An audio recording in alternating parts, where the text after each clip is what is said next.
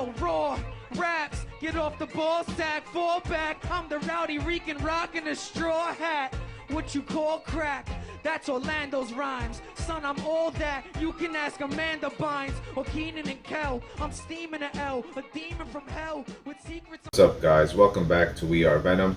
And today, just a small unboxing.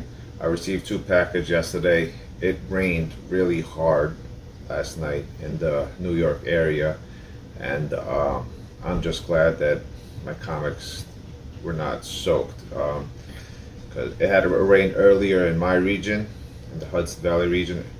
Not too bad, but when I got to work in the Bronx, there was like really bad flooding conditions. So when I got the alert that my package had arrived, I was really concerned about the state of my comics.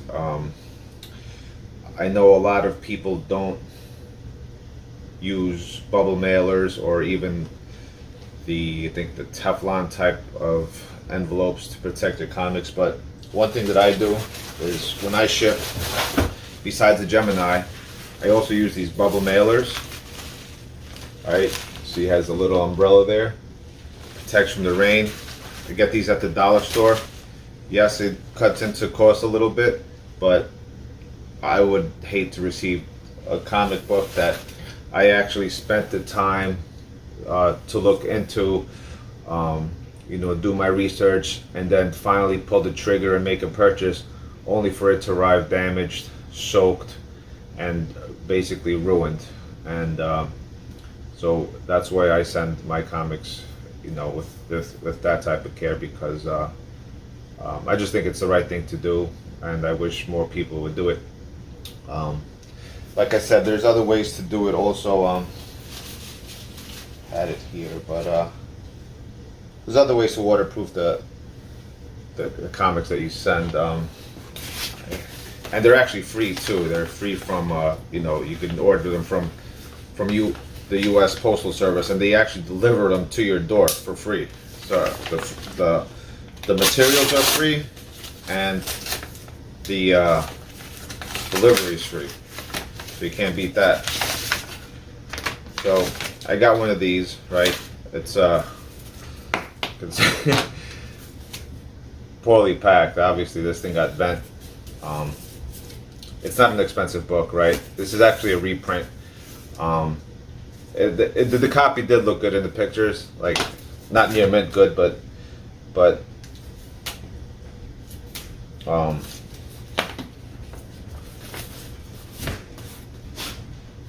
there were several options available, and I felt this was one of the better ones. So I pulled the trigger on this. Now, this is not a spec play at all, right? This is more something that I wanted to read, look at the art, and potentially own the real deal one day, right? So this is a reprint of a book that has gotten pretty expensive, and it's expensive, but I believe it's valued correctly where it should be, right? I'm 42 years old, and I grew up watching the Batman the animated series, and one of the best characters, one of my favorite characters from that series, villain-wise, was Mr. Freeze, and the other one was Clayface. Those first appearances, number one, Clayface's first appearances in the Golden Age, so and I think it's also the first Joker cover, so his first appearance is astronomical. But Matt Hagen, the one that they actually use in the animated series, is actually the Silver Age, and that's Detective Comics 298, which is also not a cheap book to get. I've been trying to track down a raw. They're around $300, actually $350 and up, for really bad condition books. And I looked on the census, and there's not many of those on there. So I believe that to be a really great book to speculate on, because it hasn't appreciated as much as the Mr. Freeze books has. And the book that I actually got is reprints the first appearance of Mr. Freeze. Alright, this is the Toys R Us reprint. As you can see, I got a gnarly crease there from the way it was packaged, but you know what, it doesn't break color. I got this to read, and I can't press it out, right, to flatten that out. Great character, great story, at least an animated series. He's actually called Mr. Zero in this one. It reprints Batman 121. I don't think, yeah, it actually says that on there, 121, and I think it's the original is a great book to have, but this is like a nice little consolation prize, and until, you know, hopefully one day I will be able to get that book if I stay disciplined in my purchases and saving, right, and make the right moves. So this is the first book. The second book is a bit more of a speculation play.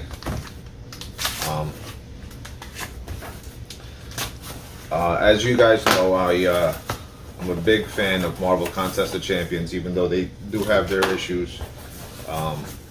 I still find myself playing the game and enjoying it, right?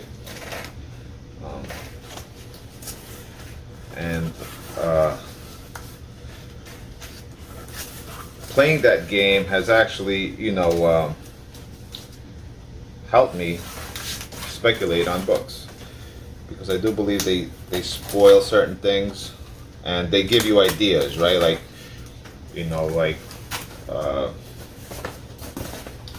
for example, in that game, right, they're all assigned a class, right? Mutant class, cosmic, mystic, science, so on and so forth. And there's an Iron Man called Superior Iron Man on there, and his designation is a cosmic. And I thought, wow, a cosmic Iron Man, that must be cool. I definitely believe the first time they become cosmic is like the first Cosmic Spider-Man is a Spectacular Spider-Man issue. I forget what number it is. I think it's 98 or something. And you know, for Iron Man, I don't know if Superior Iron Man has cosmic powers, but in the game he's designated as cosmic. So just off of that, it made me want to get Superior Iron Man #1. Now at the time, those books were going for $5, and because of the Multiverse of Madness trailer, I think it was, that book went insane, right? Parabolic. And when they figured out that he wasn't going to be Superior Iron Man, the books came down just as fast. And I still haven't picked one up, because I think the prices are, you know, it kind of sucks when you have a price in mind for a book and then it just goes insane, and you don't want to play the the prices, even though, you know, it is what it is. Now this guy packaged up this book pretty insane. Hope I could get this tape off without damaging the book now. Well, this one arrived safe, right? It didn't, no dings, bends. It had an extra piece of cardboard in the Gemini for reinforcement, which I also do and recommend, because you know, mailmen, they have a lot of you know, houses to do, and you know, they're not worried about your book getting to its destination in near mint. If they could shove it in your mailbox sideways, they will do it. You know, very few will leave it on your doorstep. Luckily, my mailman does, but when he's off, all hell breaks loose. Alright, so let's finally get to the book we were talking about. So, like I said, I play Marvel Contest of Champions. This is Marvel Contest of Champions #1. And it's the first appearances of two characters, not just White Fox, who's on the cover here, but it's also the first appearance of Guillotine, and she's she's a game character, right? Her first appearance was actually in the game, and she was adapted into the comics. But this character White Fox, she's pretty badass. She's the leader of Tiger Division, which is a team of like Asian superheroes. And reading her first issue and reading Black Cat #1 annual, where she's the with the boss. She's a very interesting and cool character. And the Shang-Chi movie might have actually teased her with the white foxes with the multiple tails.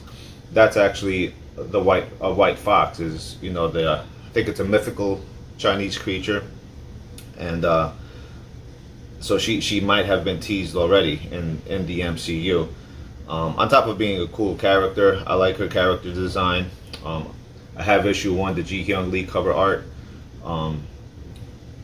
Or is it In Hyuk Lee? I forget, but great cover art nonetheless. So this one with her on the cover, I paid $30 for it. It looks to be in near mint condition. She's on the cover, so it goes for a little more than the regular cover A and the other covers. The 1 in 25 also has her on the cover, and that book goes for a decent amount of money, right? $100 to $200 raw. So I figured, I actually think this is the better cover because I like the Joe Fixit. How they did him in the game is really cool, and there's also one with her on the cover where she's like in some like little capsule or whatever. I think this is the better cover than that one. Obviously, it'd be nice to have the 1 in 25, but I think this is a good way to go also. And like I said, this is more of a speculative play, and I think it's like I said, I enjoy the game, so there's multiple reasons for me to own this book. I do own other covers for this issue because, like I said, I believe in the characters and in the game, and I really like this book.